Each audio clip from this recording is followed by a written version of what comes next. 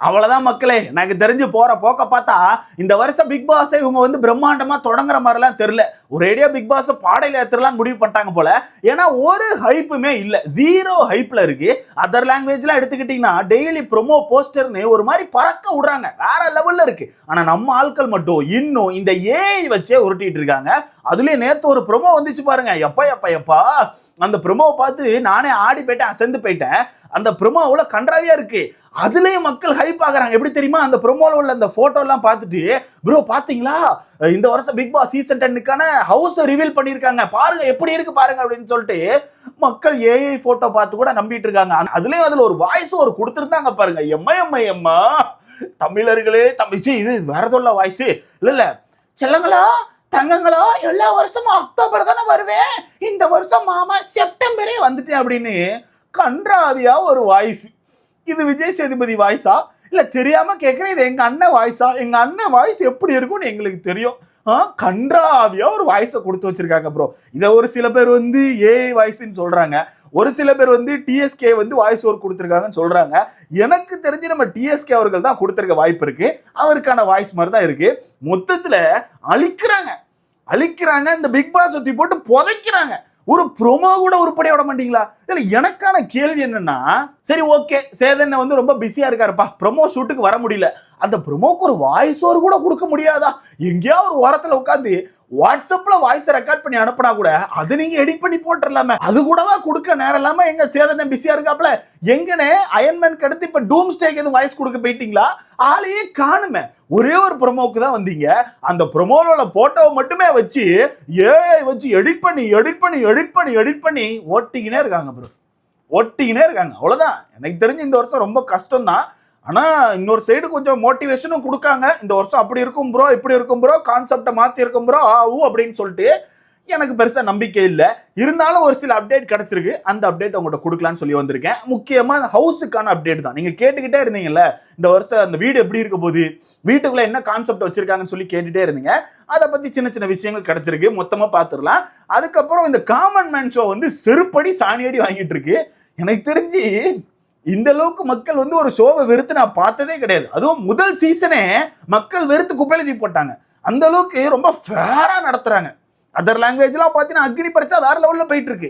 அவங்க வந்து ஓட்டிங் ப்ராசஸ்லாம் கொண்டு வந்திருக்காங்க. ஆனால் நம்ம ஆட்கள் மட்டும் நாங்களே செலக்ட் பண்ணி அனுப்புறோம்னு சொல்லிட்டு 3 தத்திகளை செலக்ட் பண்ணி வச்சிருக்காங்க. ஸோ ஒன்றும் சொல்றதுக்கு இல்லை. சரி ஓகே, நம்ம பிக் பாஸ் அப்டேட்டுக்குள்ள போயிடலாம். போறதுக்கு முன்னாடி எனக்கு ஒரு சின்ன உதவி, மறக்காம இந்த வீடியோ லைக் பண்ணி சேனலை சப்ஸ்கிரைப் பண்ணிக்கிட்டீங்கன்னா எனக்கு கொஞ்சம் உதவியா இருக்கும். ஸோ மறக்காம லைக்கை தட்டி விட்டுருங்க. நீங்க லைக் போட்டாதான் நம்ம வீடியோ ஒரு 10 பேர் சஜஸ்ட் ஆகும். முடிஞ்ச அளவுக்கு லைக்கை போட்டுக்கோங்க. சரி ஓகே, கண்டென்ட்டுக்குள்ள போயிடலாம். ஃபர்ஸ்ட் இந்த வீடு எப்படி இருக்க போகுதுன்னா, முன்னாடியே சொல்லியாச்சு, இந்த வருஷம் பிக் பாஸ் சீசன் 10க்கான வீடு வந்து ஒரு மாதிரி கார்னிவல் மாதிரி இருக்க போகுது. ஓகேவா?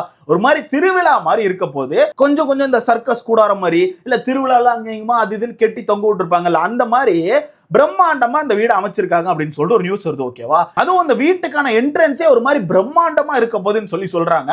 ஏன்னா ஒரு கார்னிவல் மாதிரி செட் பண்றாங்கல்ல, அப்படி இருக்குமா என்ட்ரன்ஸ் வந்து ஒரு மாதிரி கிராண்டா இருந்தாதான் பார்க்க நல்லா இருக்கும். அந்த வகையில வேற லெவல்ல செஞ்சிருக்கதா சொல்றாங்க. சாட்டர்டே சண்டே வந்து நமக்கு கண்டிப்பா போட்டோவே கிடைச்சிரும். அதனால கொஞ்சம் வெயிட் பண்ணுங்க. சாட்டர்டே சண்டே வந்து இன்னும் லீக் பண்ணிடலாம். அது மட்டும் இல்லாம வீட்டுக்குள்ள பாத்தீங்கன்னா 2 வீடு கான்செப்ட் மாதிரி ஒன்னு இருக்குன்னு சொல்லிட்டு இருக்காங்க.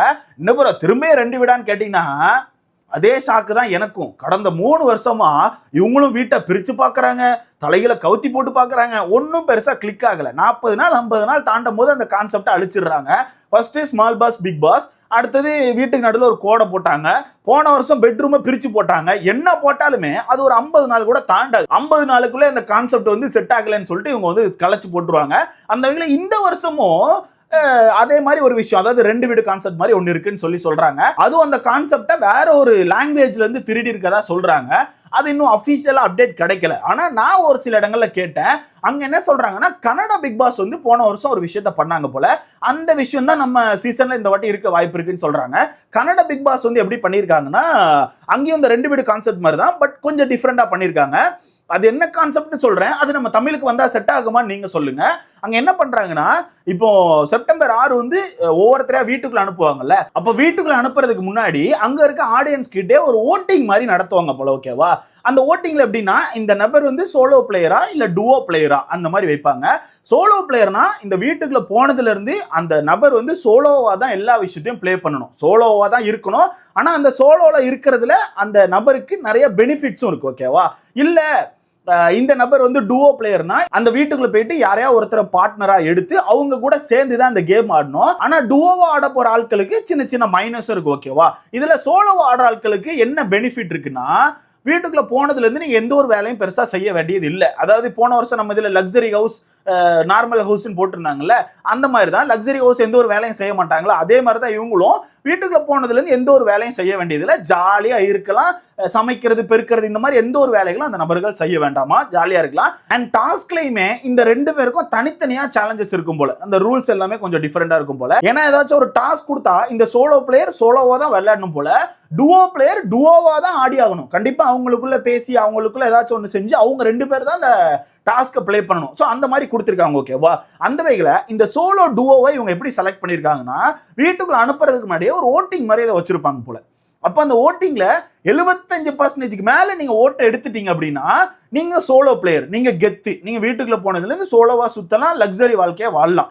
இல்ல 75% கீழே நீங்க ஓட்டு வாங்கியிருக்கீங்க அப்படின்னா நீங்க வீட்டுக்குள்ள போயிட்டு ஒரு பார்ட்னரை தேர்ந்தெடுக்க வேண்டியிருக்கும். ஏன்னா நீங்க டுவோ பிளேயர். ஸோ இப்படிதான் நடத்தி இருந்திருக்காங்க, இப்படிதான் நான் கேள்விப்பட்டேன், நான் பார்த்தது இப்படிதான் பண்ணியிருக்காங்க. ஸோ இது வந்து ஒரு 2 வீடு கான்செப்ட் மாதிரி தானே. ஏன்னா வீட்டுக்குள்ள போனதுல இருந்து சோலோ பிளேயர்ஸ் வந்து ஜாலியா சுத்துவாங்க, எந்த ஒரு வேலையும் செய்ய வேண்டியதில்லை, ஜாலியா இருக்கலாம். ஆனா அந்த டுவோ பிளேயர்ஸ் வந்து ஒரு பார்ட்னரை தேர்ந்தெடுத்து இந்த வீட்டு வேலை செய்யறது, வீட்டில் உள்ள மற்ற எல்லா விஷயங்களையுமே இவங்க தான் பார்க்க வேண்டியிருக்கும், ஓகேவா? ஸோ அந்த வகையில் இந்த மாதிரி தான் கன்னட பிக் பாஸ்ல கொடுத்துருக்காங்க. சிம்பிளா சொல்ல போனால் லாஸ்ட் சீசன் நம்ம இதுல உள்ள மாதிரி தான். லாஸ்ட் சீசன் நம்ம சீசன்ல எப்படி கொடுத்தாங்க, தண்ணி நெருப்புன்னு சொல்லி கொடுத்து உள்ள அனுப்புனாங்க. உள்ள போனதுல இருந்து இந்த ப்ளூ கலர் டீம் வந்து லக்ஸரி, ரெட் கலர் டீம் வந்து அங்க போய் வேலை செஞ்சுட்டு இருந்தாங்கல்ல, அந்த மாதிரி தான். ஆனா சோலோ டுவோன்னு சொல்லிட்டு வச்சிருக்காங்க. இது வந்து டாஸ்க்ல தான் கொஞ்சம் கஷ்டமா இருக்கும் போல. டாஸ்க்ல வந்து இந்த சோலோவா இருக்கிறவங்களுக்கு கொஞ்சம் ஈஸியா இருந்திருக்கும் போல, டுவோல இருக்கவங்களுக்கு பல கஷ்டங்கள் இருந்திருக்கும் போல. அதை வச்சு நிறைய சண்டைகள் வந்திருக்கு. நிறைய சண்டை. ஏன்னா டுவோவா இருக்கும்போது ஒரு சில பேருக்கான கருத்து ஒத்து போகாது. இவங்க ஒரு கருத்து சொல்லுவாங்க, இவங்க ஒரு கருத்து சொல்லுவாங்க, அதை வச்சு அவங்களுக்குள்ள சண்டை வரும்ல. ஸோ இந்த மாதிரி பயங்கரமான சண்டைகள்லாம் போயிருந்திருக்கு. ஸோ அந்த கான்செப்ட் தான் இந்த வாட்டி நம்ம தமிழ்ல இருக்க வாய்ப்பு இருக்குன்னு சொல்றாங்க. பட் அது எந்த அளவுக்கு செல்லுபடி ஆகும்னு தெரியல, அது எனக்கு சுத்தமா தெரியல.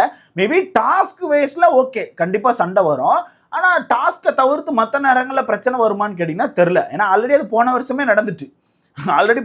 லக்ஸரி ஹவுஸ் நார்மல் ஹவுஸ்ன்னு சொல்லி வச்சு இந்த பிரச்சனைகளை பார்த்துட்டோம். திரும்ப அதே விஷயங்கள் இந்த பிக் பாஸ்க்குள்ள வந்தா செட் ஆகுமா அப்படிங்கிறது எனக்கு தெரியல. ஸோ இதை பத்தி உங்களுக்கான கருத்துன்னு சொல்லிருங்க.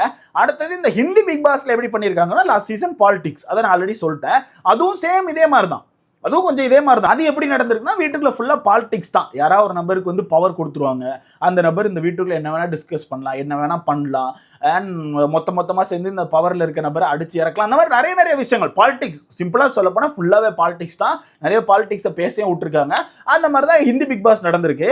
பட் அந்த ஹிந்தி பிக் பாஸ் கான்செப்ட் இந்த வாட்டி நம்ம தமிழுக்கு வருமானு கேட்டீங்கன்னா எனக்கு தெரிஞ்சு தெரியல. ஆனா என்ன கேட்டீங்கன்னா, வந்தா நல்லா இருக்கும்னு சொல்லுவேன். ஏன்னா வெளியே வந்து இப்போ நம்ம சைட்ல வந்து பாலிடிக்ஸ் தான் ஃபயரா போயிட்டு இருக்கு. சட்டமன்றம் பத்தி எறிகிறது. அந்த வகையில இந்த பாலிடிக்ஸ் கான்செப்டை கொஞ்சம் உள்ள கொண்டு வந்தா மக்கள் ரசிப்பாங்கன்னு எனக்கு தோணுது. பட் இவங்க என்ன பண்ண போறாங்கன்னு தெரியல. ஸோ வெயிட் பண்ணி பார்க்கலாம். ஆனா திரும்ப நான் கடைசியா ஒண்ணு சொல்றேன், இந்த 2 வீடு கான்செப்ட் அப்படிங்கிறது சுத்தமா செட் ஆகாது. 3 வருஷமா பார்த்துட்டு இருக்கோம். 3 வருஷமா அது சுத்தமா செட் ஆகல. அண்ட் கனடால கூட அந்த கான்செப்ட் இருக்குல்ல, சோலோ டுவோ கான்செப்ட் வந்து 20 நாளா எவ்வளவு நாள் தான் இருந்துச்சு போல. அதுக்கப்புறம் கட் பண்ணிட்டாங்களாம். அதுக்கப்புறம் நார்மலா எல்லாருமே ஒரே மாதிரி தான் உள்ள இருந்திருக்காங்க. ஸோ அங்கேயுமே அது பெருசா செட் ஆகல போல. நிறைய சண்டை வந்து இருந்திருக்கு. ஸோ என்ன கேட்டீங்கன்னா, இந்த கான்செப்ட் வந்து லைட்டா ஸ்டார்ட் பண்ணி விடுறதுக்கு வேணா செட் ஆகும். ஆனா மொத்த பிக் பாஸையும் தூக்கி நடத்துறதுக்கு செட் ஆகுமான்னு கேட்டீங்கன்னா அது ஒரு மாதிரி டாக்ஸிக் ஆயிரும்னு நினைக்கிறேன். ஸோ இதை பத்தி உங்களுக்கான கருத்துன்னு சொல்லுங்க. பார்க்கலாம் இவங்க என்ன மாதிரி பண்றாங்கன்னு சொல்லிட்டு. இந்த வீக்கெண்டுக்கு அப்புறம் வந்து ப்ராப்பரா நிறைய அப்டேட் கிடைச்சிரும்.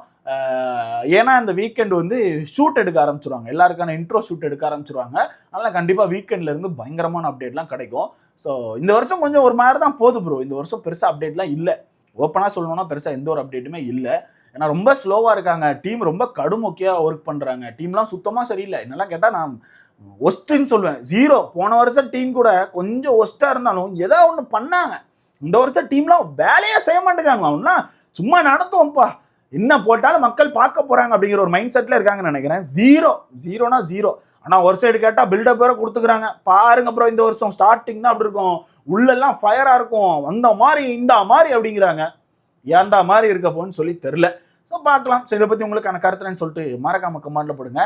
இந்த ஹிந்தி பிக் பாஸ் கான்செப்ட் வேணா கொடுக்கலாம், அது கொஞ்சம் ஓகேவா இருக்கும். ஆனால் பெரிய லெவலில் கிளிக் ஆகுமா அப்படின்னு சொல்லிட்டு எனக்கு தெரியல. ஸோ இதை பற்றி உங்களுக்கான கருத்துக்கள்னு சொல்லிட்டு மறக்காம கமெண்ட்ல போடுங்க. இந்த வீடியோ லைக் பண்ணிக்கோங்க, சேனலை சப்ஸ்கிரைப் பண்ணிக்கோங்க.